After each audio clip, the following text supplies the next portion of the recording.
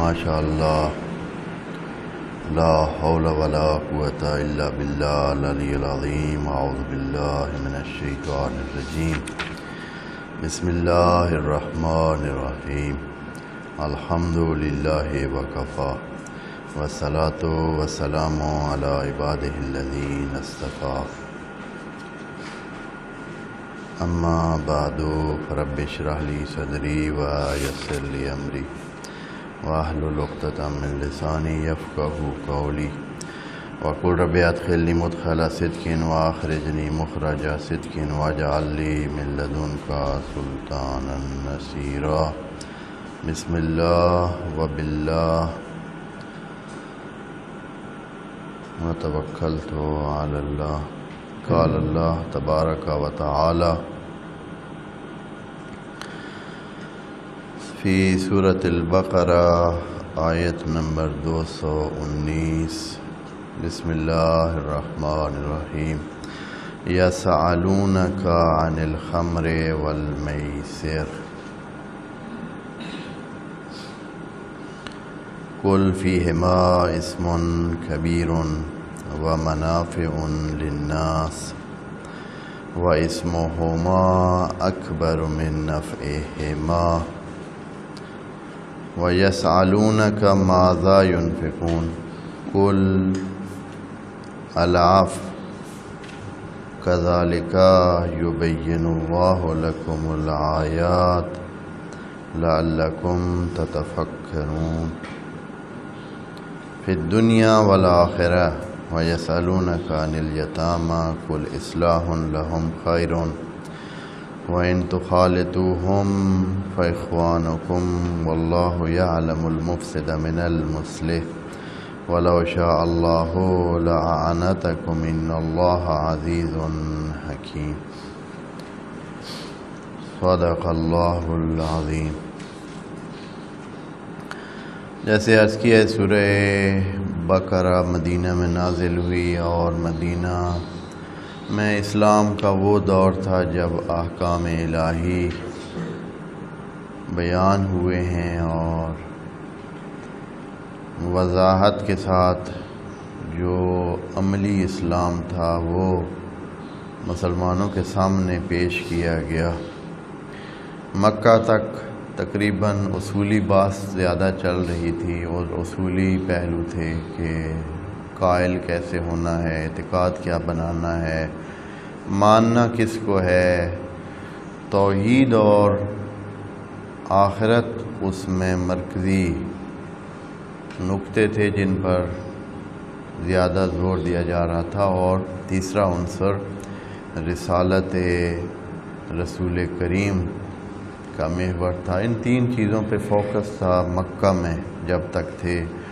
تو اتنا بتانا تھا کہ توحید کو مانیں، آخرت پر اعتقاد رکھیں اور رسول کی رسالت کو مانیں کہ وہ نبی خدا ہیں، رسول خدا ہیں، اللہ کی طرف سے انسانوں کے لیے آخری پیغام، یا یوں کہیں کہ قیامت تک کے لیے نقشہ زندگی لے کر آئے ہیں۔ یہ سورت مدینہ میں نازل ہوئی ہے اور مدینہ میں بہت سارے سوالات بھی پوچھے جاتے ہیں، اور جو سوال ہوتا ہے اس کو مد نظر رکھ کر جو شریعت کے احکام ہیں وہ بتائے جاتے ہیں اور سمجھائے جاتے ہیں۔ اب ایک چیز جو کہ اس وقت کافی وعلیکم السلام رائج تھی،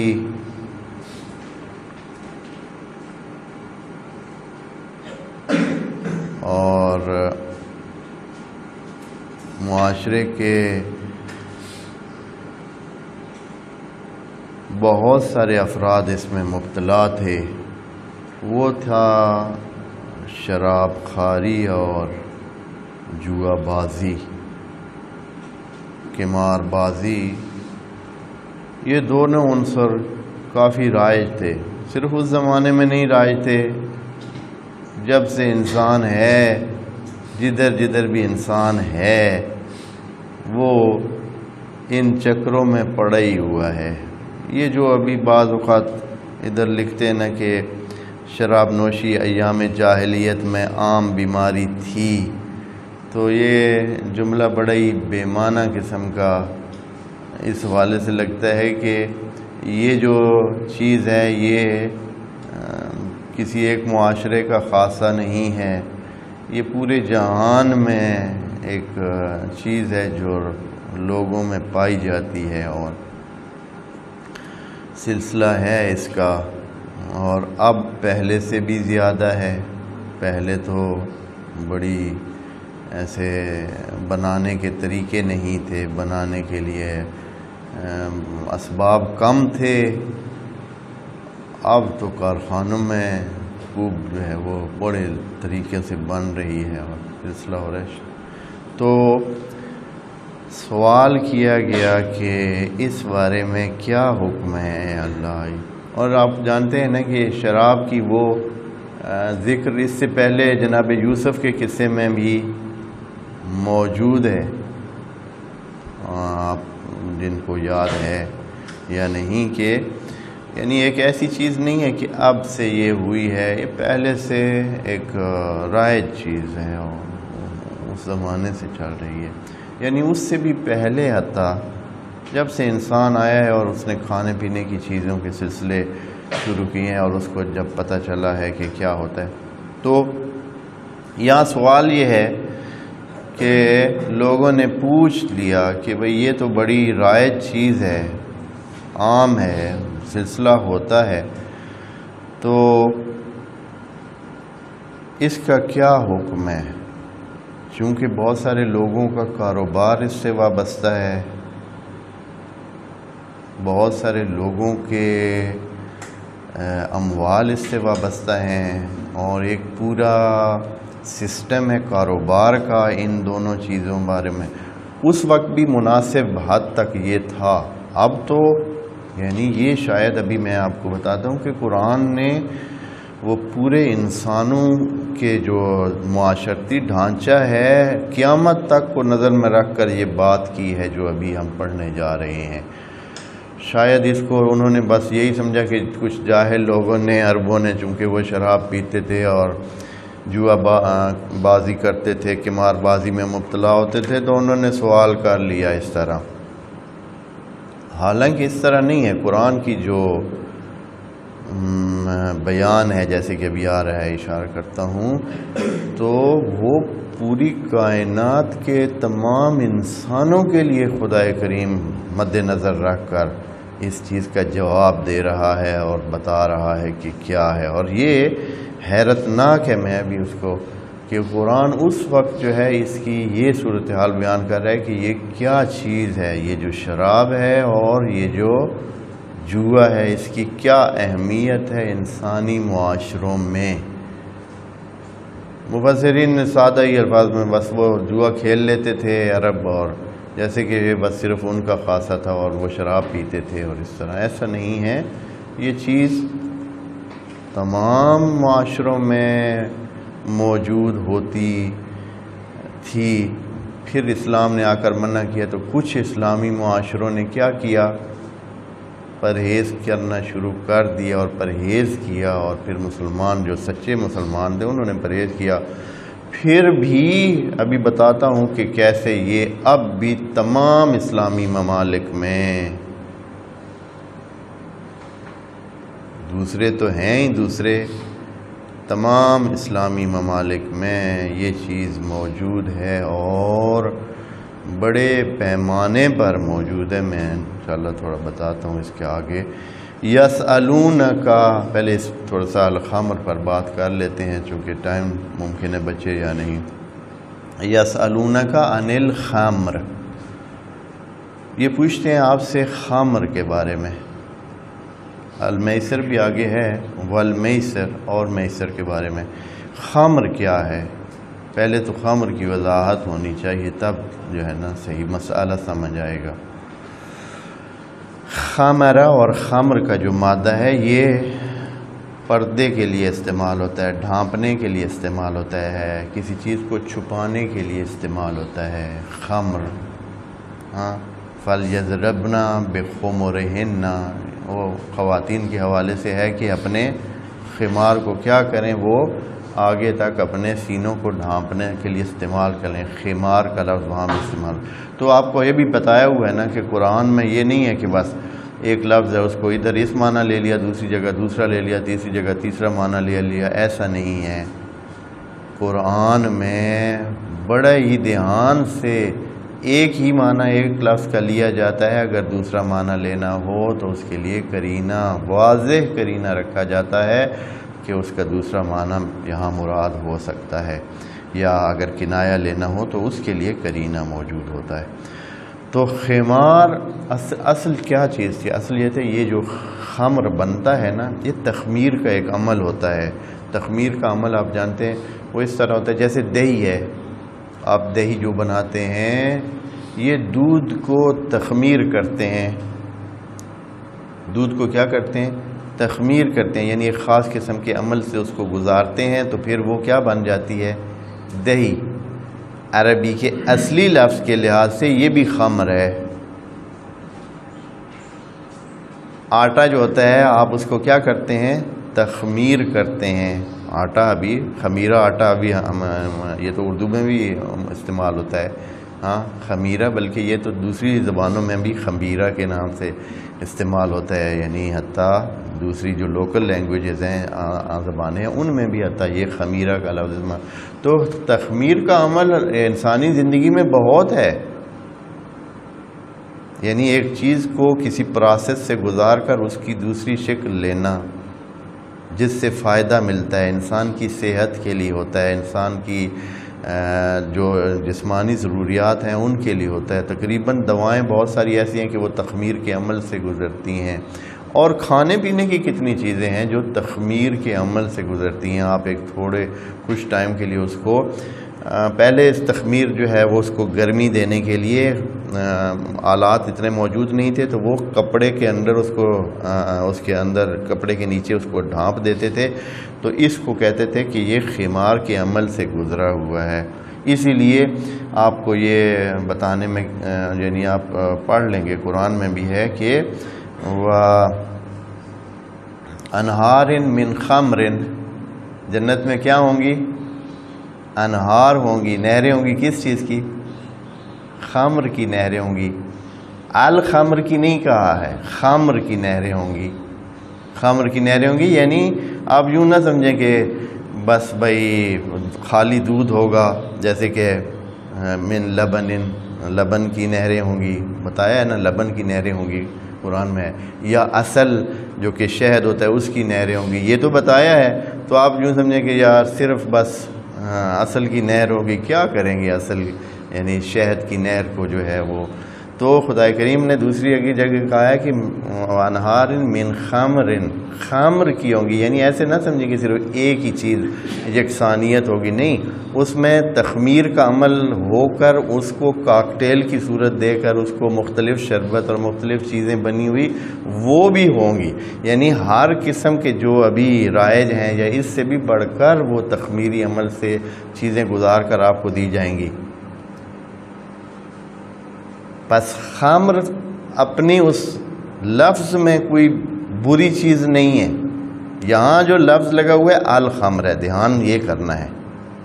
الخمر یعنی وہ جو کہ خاص خمر ہوتا ہے سکارا کے لیے، یعنی جو انسان کی جو انسانیت ہے اس کو ختم کرنے کا باعث بنتا ہے. انسان کی انسانیت اس کے عقل سے ہے، عقل ضائع کرنے کا جو باعث بنتا ہے اس کو یہاں سوال اس کے بارے میں ہو رہا ہے.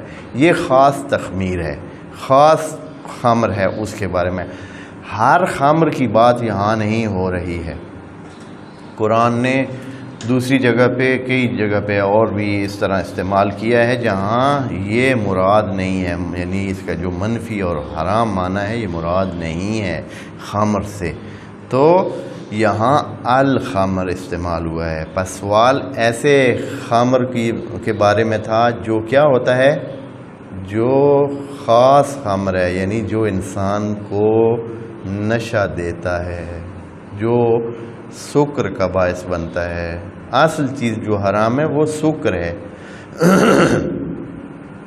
یعنی نشہ لینا جس سے انسان نہیں رہتا، یہ خدا نے اس لیے منع کیا ہے کہ بھئی چونکہ انسان کی قیمت ہی اس کے عقل کی وجہ سے ہے اور اس کے شعور کی وجہ سے ہے، اور جس نے بہت ساری شراب پی لی ہو تو وہ بالکل ہی خالی ہو جاتا ہے اور وہ ایک خاص قسم کی کیفیت میں آ جاتا ہے، تو وہاں سکارا کو جو ہے نا، ساکر کو جو ہے وہ حرام قرار دیا ہے۔ اور اس میں پھر اچھی خاصی بحثیں ہیں اور اچھی خاصی یہ فقہی مسئلہ ہے، اور اس کو اس لیول پہ جیسے کہ یہ ہونا چاہیے تھا، جتنی تحقیق اس پر کر کے اس کی حقیقی صورتحال سامنے رکھنی چاہیے تھی مسلمین کے اور مومنین کے، تاکہ ہر چیز کو خمر نہ قرار دیا جائے۔ اور وَإِلَّا قرآن میں مثلا جو ایک اور چیز ہے، نشے والی چیز ہے، اس کا ذکر نہیں ہے۔ مثلا ابھی جو دوسرے بہت ساری چیزیں ہیں، ہیروئن ہے، فلان ہے، دوسری چیزیں جو کہ کوکین ہے، پتہ نہیں کیا کیا سلسلے ہیں، یہ سارے چیزیں یہ ساری خمر کا حصہ ہیں، الخمر کا حصہ ہیں۔ الخمر یعنی یہ ایک ایسی چیز جو انسان کے اس ہوش و حواس کو ختم کر دیتی ہے اور اس کو ایک ہوائی دنیا میں پہنچا دیتی ہے، اور پھر وہ بندہ کھڑا تو زمین پہ ہوتا ہے لیکن وہ کہہ رہا ہوتا ہے میں اڑ رہا ہوں، دیکھو نا میں اڑ رہا ہوں جس کی وجہ سے اس کو یہ لوکل زبانوں میں جو ہے کیا بولتے ہیں جی، جہاز بولتے ہیں جی، وہ ادھر ہوتا تو زمین پر ہے یا بیٹھا ہوتا ہے کسی پل کے نیچے، لیکن وہ اپنے ساتھیوں کو بتا رہا ہوتا ہے کہ بھائی میرے ساتھ مقابلہ کرنا ہے تو آ جاؤ، میں تو اڑ رہا ہوں، ہیں جی، تو تم بھی اڑو، اور پھر مل کے اڑتے ہیں۔ تو اس طرح بہرحال وہ الخمر میں پھر وہ آ جاتا ہے۔ اصل چیز جو ممنوع ہے وہ سکران ہے، سکران یعنی نشے میں جانا، یعنی اپنے ہوش حواس کو ختم کرنے کا عمل انجام دینا، اور وہ جس طریقے سے بھی ہو وہ الخمر کے زمرے میں آ جاتا ہے۔ تو یہاں سوال اس بارے میں ہوتا ہے، پس خود خمر ایک ایسی چیز نہیں ہے، اس لیے کہ خود خمر تو ہم بیسیوں چیزوں میں کرتے ہیں، ابھی بھی کرتے ہیں، اور وہ کھاتے بھی ہیں اور حلال بھی ہیں۔ تخمیر کا عمل بہت سارے چیزوں میں ہوتا ہے، بس تخمیر کے عمل کو سمجھیں، اور اسی وجہ سے جنت میں بھی تخمیر چیز یعنی خمر نام کی چیز موجود ہوگی۔ قرآن کی آیت آپ دوستوں کے سامنے وہ اس کا فریز میں بتا چکا ہوں، وَأَنْهَارٌ مِّنْ خَمْرٍ لَذَّةً لِلشَّارِبِينَ، یہ لفظ ہیں، تو کہ وہاں نہر ہوں گی خمر کی، تو لوگ سمجھتے ہیں کہ سچ مچ والا یہ شراب ہوگا، یہ جو یہاں لوگ پیتے ہیں اور جس سے انسان نہیں رہتا، یہ نہیں ہوگا، تخمیری عمل سے گزری ہوئی خاص قسم کے وہ پینے کی چیزیں ہوں گی جو بھی ہوں گی۔ تو اس پر تھوڑی سی توجہ رکھیں۔ یسألونک عن الخمر، پس یہ الخمر جو ہے نا یہ اس کا سوال ہو رہا ہے، پس وہ جو چیز ان میں رائج تھی، جو اس وقت جس کو وہ خمر بولتے تھے، یہ لسان عرب ہے، لسان عربی مبین نہیں ہے۔ لسان عرب میں اور لسان عربی مبین میں فرق ہوتا ہے، ایک چیز کا معنی ایک خاص لے لیا جاتا ہے، جیسے ابھی مثال کے طور پر میں آپ کو بتاؤں، جیسے بوتل ہے، ابھی لفظ بوتل ہے سمجھنے کے لیے، آپ کو بوتل کا لفظ ہمارے اردو کی بولنے والوں کے لیے ایک خاص معنی لے چکا ہے، بھائی جاؤ بوتل لے بازار سے، جاؤ اس سے مہمان آ گئے بوتل لے آؤ، کیا معنی ہوتا ہے؟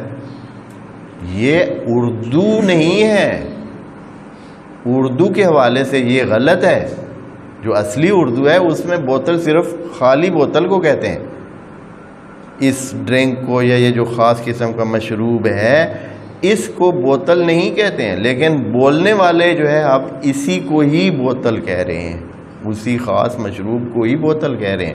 عربی میں بھی اسی طرح خمر کا اصلی معنی شراب، یہ جو نشہ آور شراب ہوتا ہے یہ نہیں ہے، لیکن انہوں نے اس وقت جو عرب لوگ تھے، جو رائج ہے ابھی تک بھی رائج ہے وہی چل رہا ہے، وہ لوگ خمر اس کو بولتے تھے جو نشہ آور ہوتا ہے، باقی چیزوں کے بارے میں وہ دوسرے الفاظ استعمال کرتے تھے، لیکن عربی مبین جو ہے، لسان عربی میں جو ہے وہ خمر صرف اس چیز کا نام نہیں ہے۔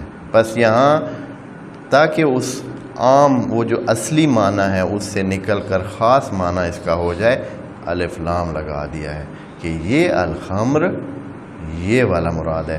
ہر خمر حرام نہیں ہوتا ہے، ہر تخمیری عمل سے گزری ہوئی چیز حرام نہیں ہوتی ہے۔ تھوڑے سے اس چیزوں کو، اور یہی چیز باعث بنے ہیں کہ کیونکہ فقہا اور جنہوں نے یہ کام کیے ہیں وہ ان چیزوں سے گزرے ہوئے ہی نہیں تھے۔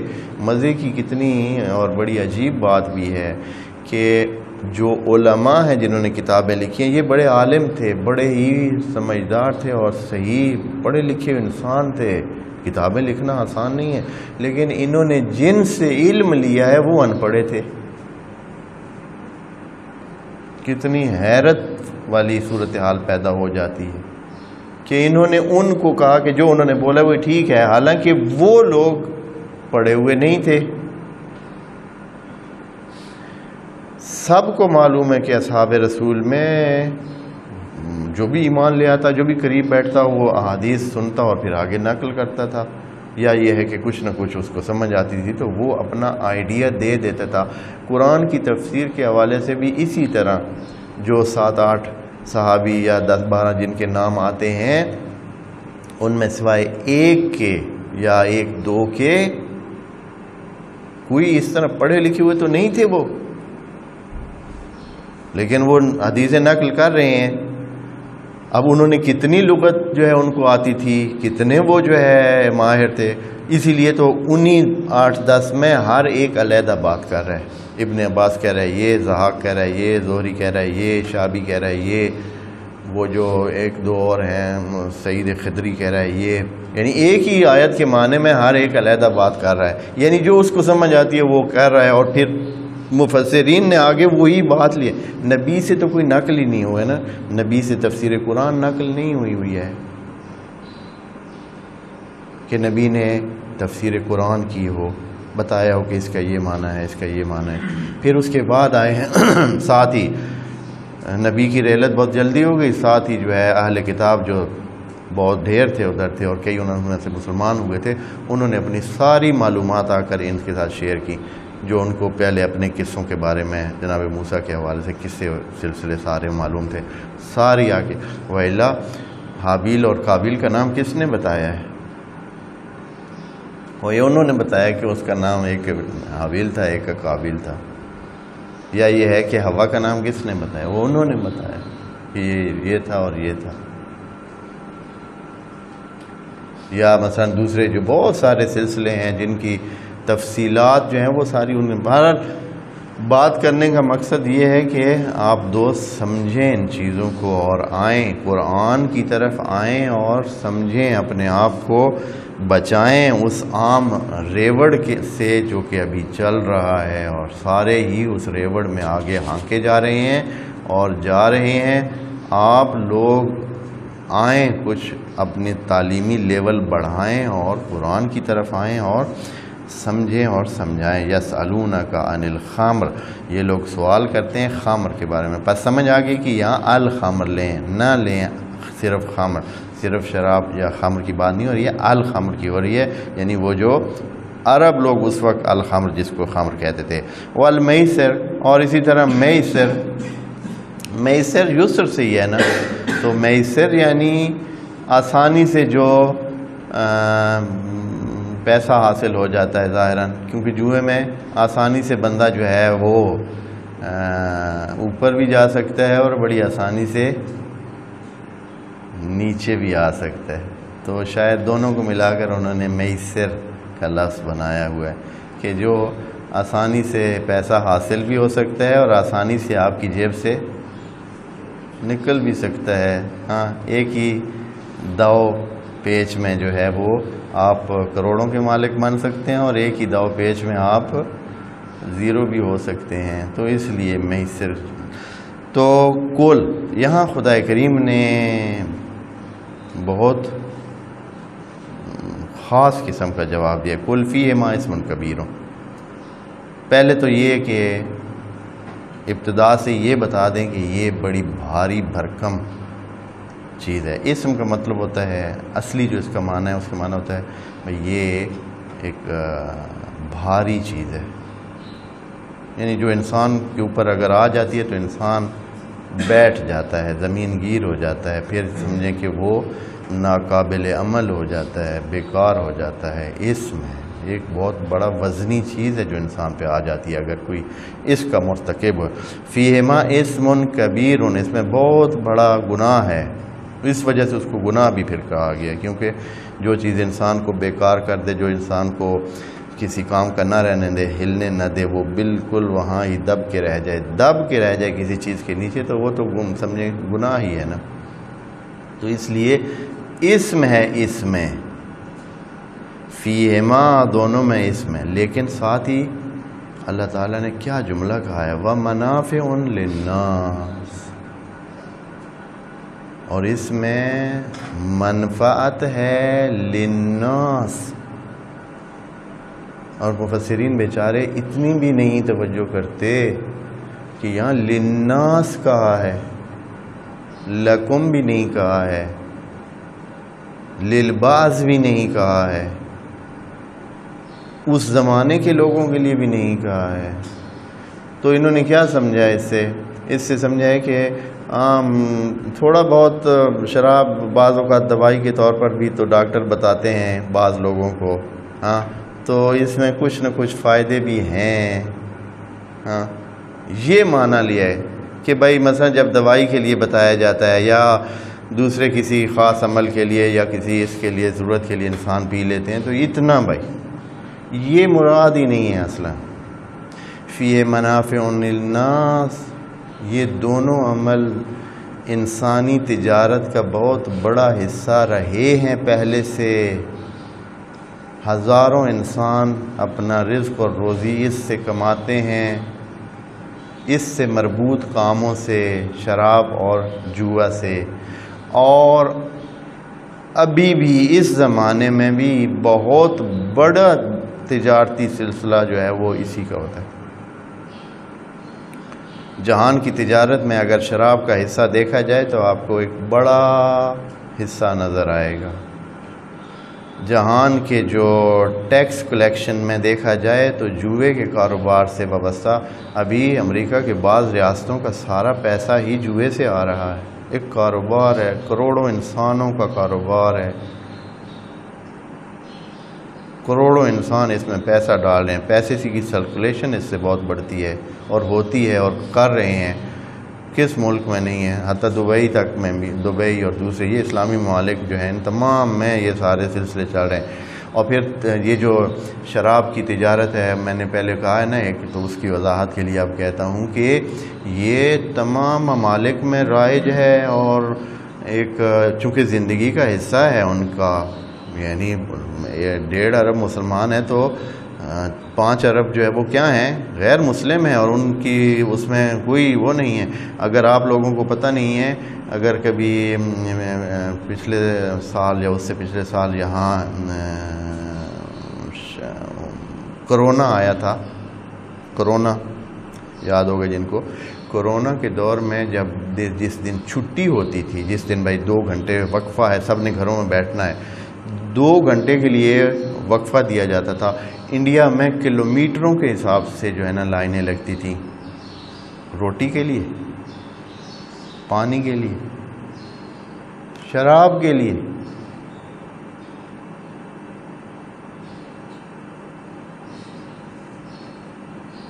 شراب کے لیے انڈیا میں کلومیٹروں کے حساب سے لائنیں لگتی تھیں۔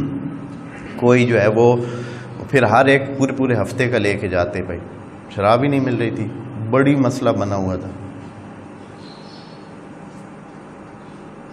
اور دوسرے ممالک میں بھی یہی حال، بہت زیادہ، پانی سے زیادہ، پانی کی طرح ہی پیا جاتا ہے۔ بس یہ منافع للناس سے مراد وہ بھائی کسی حکیم کی بتائی ہوئی دوائی میں مثلا 2 گھونٹ اس نے بتائے ہیں، یہ نہیں ہے مراد۔ منافع للناس یہ ایک ایسا سلسلہ ہے جو لوگوں کے کاروبار وابستہ ہیں، اس سے بہت سارے لوگوں کی زندگیاں وابستہ ہیں، ہزاروں لوگ ان کارخانوں میں، لاکھوں لوگ ان کارخانوں میں اور ان کے کاروبار سے وابستہ کام کر رہے ہیں، اور یہ تمام دنیا میں ہے۔ اور اسلامی ممالک کی اب بات کر دوں، اسلامی ممالک میں کیا حال ہے جی؟ وہاں جو غیر مسلم اقلیتیں ہیں، تمام ممالک تقریباً ان کو الاؤ کرتے ہیں، اجازت دیتے ہیں کہ وہ یہ کام کرتے رہیں، لیتے رہیں، لاتے رہیں، پیتے رہیں، پلاتے رہیں، خریدتے رہیں، بیچتے رہیں، سارا سلسلہ ہو رہا ہے۔ پھر یہ ہے کہ جو بڑے بڑے ہوٹل ہیں تمام اسلامی ممالک میں، ان میں تو کھلے بندوں انہوں نے لگا رکھے ہیں وہاں علیحدہ، کیونکہ ہوٹلوں میں لابی یا دوسری جگہوں پہ خاص ایریا ہوتا ہے، اس کو یہی میرے خیال میں ڈرنک پوائنٹ یا کوئی خاص قسم کا نام بھی ہوتا ہے اس کا، وہ دیتے ہیں، وہ ادھر کھلے عام ہے۔ اور یہ سارے ممالک میں، بہت سارے ممالک میں خود دیکھ کے آئیں، اپنی آنکھوں سے دیکھ کے آئیں۔ بڑے ہوٹل جو 5 star, 4 star, 5 star, 7 star, 6 star, یہ ہوٹل جو ہوتے ہیں ان تمام میں یہ چیزیں، اسلامی ممالک کی بات کر رہا ہوں، عام ہے۔ اپنے ملک کے بڑے ہوٹلوں میں بھی یہ چیز اسی طرح ہے۔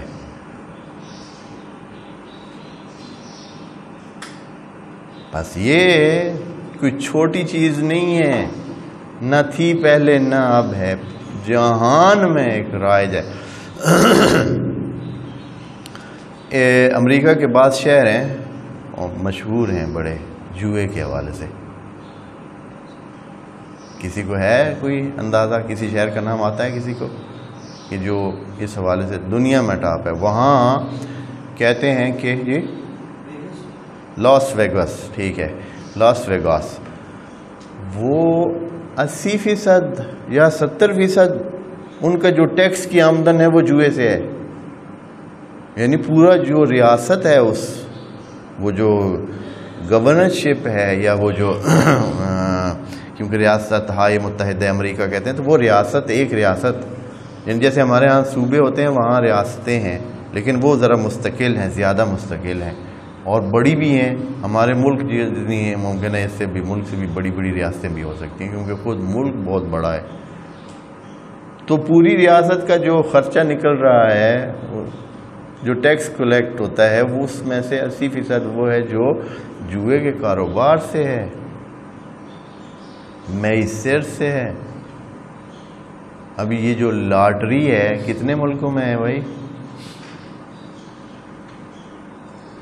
اسلامی ملکوں کی بات کر رہا ہوں، دوسروں میں تو ہے ہی، ادھر تو ہے ہی۔ اسلامی ملکوں میں بھی بہت سارے ملکوں میں کیا ہے؟ حالانکہ یہ قرآن میں منع ہے، شراب بھی قرآن میں حرام ہے، لیکن یہ اتنا حصہ ہے انسانوں کی زندگی کا کہ چاہے وہ، اور کیوں ہوتا ہے؟ اس وجہ سے کہ لوگ بھائی ڈیمانڈ ہے اس کی، اندر سے وہ چاہتے ہیں، تب رائج ہے بہت۔ بھائی یہ جو بنانے والے ہیں ان کا کاروبار اس سے زیادہ وابستہ ہے، اس وجہ سے وہ زیادہ جو ہے وہ موجود ہوتا ہے اور چلتا ہے۔ کمپنیوں والے اور بڑے کاروباری لوگ اس کو چلانے کے لیے پھر وہ اس میں ترغیبیں ڈالتے ہیں اور اس کو زیادہ سے زیادہ رائج کرتے ہیں، مناسب پیکیجز بناتے ہیں اور دیتے ہیں تاکہ لوگ زیادہ سے زیادہ چیئیں اور ان کا کاروبار چلے۔ جیسے کہ بعض دوسرے ڈرنک ہیں تو ان کو لوگ بھائی اس کے بغیر بھائی مر جاتے ہیں، نہیں ہے۔ اگر وہ کمپنیوں والے یہ تشہیر بند کر دیں ٹی ویوں پہ اور اشتہارات اس کے بند کر دیں اور سلسلہ بند ہو جائے اور لوگوں کو اس کے نقصانات بتانا شروع کر دیں لوگ، تو پھر کیا ہو جائے گا؟ لیکن وہ اس کے ایسے ایسے اشتہارات بنا کے سامنے لاتے ہیں کہ لوگ سمجھتے ہیں کہ یہ تو پینا چاہیے ضرور۔ جیسے کہ مثلا سگریٹ کے اشتہارات ہوتے تھے، ہاں بھائی جو سگریٹ پیتا ہے وہ یوں کر سکتا ہے، یہ کر سکتا ہے، پتہ نہیں اس طرح جہاز اڑاتا ہے، وہ اس طرح جہاز اڑاتا ہے۔ پہلے اشتہارات سگریٹ کے ہوتے تھے، اس میں جو سگریٹ وہ بھائی کیا بھائی اتنے کارنامے یہ کس وجہ سے کر رہا ہے بھائی؟ کیونکہ پھر وہ اس کے بعد ایک سگریٹ نکالتا پیتا تھا. ہاں اچھا یہ وجہ ہے, ٹھیک ہے. تو دوسرے دن جوان جو ہے وہ سگریٹ لے کر پھر ہوتے کہ بھئی ہم بھی جو ہے نا بس سگریٹ ایک پی لیں گے تو سمجھیں کہ ہم بھی وہی پائلٹ بن جائیں گے, وہی طرح ہم بھی جہاز ایسے سے ادھر سے ادھر سے یہ کر لیں گے. تو یہ اس وجہ سے چیزیں چل جاتی ہیں. تو بس ایک مشترکہ قسم کا ایک ہوتا ہے, لوگوں کی چاہت بھی اس میں شامل ہوتی ہے, لیکن چاہت کو کیا کیا جاتا ہے, ابھارا جاتا ہے, اس کو اگنائٹ کیا جاتا ہے, ابھارا جاتا ہے, اس کو بڑھایا جاتا ہے, اور یہ چیز کر کے کاروباری لوگ اپنا کاروبار چلانے کے لیے. تو اس لیے خدا کریم نے کیا کہا, وَفِيهِ مَنَافِعٌ مَنْفَعَةٌ نہیں کہا, کیا کہا ہے, منافع, یعنی یہ کوئی ایک سلسلہ وابستہ نہیں ہے اس سے. منافع یعنی بہت ساری منفعتیں, مثلا کاروبار کی منفعت, لوگوں کے روزگار کی منفعت. اگر ہو سکے ممکن ہے کہ لوگوں کی جو ہے یہ مثلا جب کوئی مہمان آتے ہیں تو بھائی چلیں اچھا جی پیش کریں, یہ بھی منافع میں سے ہے. اور ممکن ہے کہ بعض کو جو ہے جیسے بعض لوگوں کے کوئی ہوتا ہے معدے میں بھی تکلیف ہوتی ہے تو وہ کہتے ہیں وہ فلاں والی چیز لے آئیں نا, اس سے آرام آ جائے گا, وہ اس کے لیے بنی ہوئی ہے, تو اس سے ان کو آرام بھی آ جاتا ہے. نفسیاتی طور پر قائل ہوتے ہیں کہ بھائی آرام آتا ہے, تو آرام آ بھی جاتا ہے. وَمَنَافِعٌ لِلنَّاسِ, پس قرآن بڑا دقیق ہے. اس زمانے کے لوگ نہیں, درمیانے نہیں, آج کے لوگ تک بھی بہت سارے منافع وابستہ ہیں ان دو چیزوں سے. لیکن خدا کریم فرماتا ہے کہ اگر آپ ان دو کو آپس میں کمپیئر کریں, ایک طرف منفعت رکھیں, ایک طرف اس کا جو انسانوں پر بوجھ ہے, انسان کی انسانیت کو ختم کرنے کا جو اس میں وہ ہے, اور جس کی وجہ سے انسان بہت کچھ جو ہے وہ دے بیٹھتا ہے, اور وہ اس طرح کا انسان نہیں رہتا ہے جس طرح اسے ہونا چاہیے, کم قیمت انسان ہو جاتا ہے. اور چلیں یہ آپ کو بتاؤں اس میں کہ کم قیمت انسان ہو جاتا ہے. بعض ممالک میں شرط ہے کہ ان کے صدور شراب نہ پیتے ہوں, یا ان کے سیاسی جہاں وہ پوسٹیں ہیں خاص قسم کی, وہاں انہوں نے شرطیں رکھی ہوئی کہ یہ پوسٹ ایسے بندے کو نہیں دینی ہے جو کیا ہو, شراب پیتا ہو. تو یہ چیزیں ہیں, یعنی انسان کی وہ انسانیت کی لیول کم ہو جاتی ہے. کئی جگہ ہیں جہاں انہوں نے شرط لگایا کہ ہمارے جو اس ایریا میں داخل ہونے والے ہیں ایسا بندہ نہ ہو جو شراب پیتا ہو. مذہبی وجہ سے نہیں, چونکہ وہ اس طرح کا انسان نہیں رہتا ہے جس طرح کے ان کو چاہیے, اس کی انسانی لیول نیچے آ جاتی ہے. تو اللہ نے اس لیے فرمایا وَإِسْمُهُمَا أَكْبَرُ مِن نَفْعِهِمَا, ان کا جو اسم ہے وہ ان کے نفع سے کیا ہے, زیادہ ہے, یعنی وارہ نہیں کرتا ہے. انسان کی انسانیت کو دیکھیں تو وارہ نہیں کرتا ہے. ٹھیک ہے نفع بڑا ہے, بڑے منافع ہیں, بڑے کاروبار وابستہ ہیں, بڑے سلسلے وابستہ ہیں اس سے, اور بڑے انسان اس سے وابستہ ہیں, لیکن وارہ نہیں کرتا ہے. ہاں وارے کا سودا نہیں ہے کہ انسان اس کو پیے. اس کے بعد نئی بات شروع ہوگی, اور وہ بھی ایک نیا سوال ہے, اس بارے میں انشاءاللہ مزید عرض کریں گے. والسلام علیکم ورحمۃ اللہ وبرکاتہ.